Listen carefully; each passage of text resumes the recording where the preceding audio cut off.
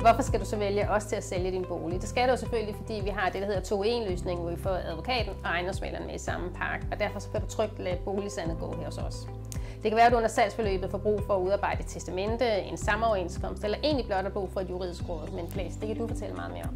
Jamen det er jo det, den uafhængige advokat kan. Det er jo netop at gå ind og lave rådgivning omkring testamenter, samejeaftale, ægtepagt, har du forskellig økonomi, hvordan vil du indgå i ægteskabet?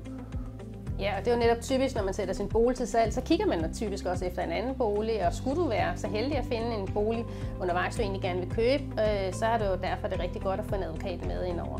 Og det kan netop være, som du siger, Claes, når man skal købe en ny bolig med forskellige indtægter, men ikke gift. Hvad er der så særligt vigtigt at tage højde for der? Det er jo især økonomien, men man skal jo huske, hvis man går sammen som ugifte i et parforhold eller et større køb, at så er der ingen lovregler, der regulerer det. Derfor er det mega nødvendigt, at man selv sætter sig ned og får lavet aftalerne, så når man engang går fra hinanden, eller man dør fra hinanden, så har man styr på, hvordan man også har ønsket, det skulle være i den sidste ende.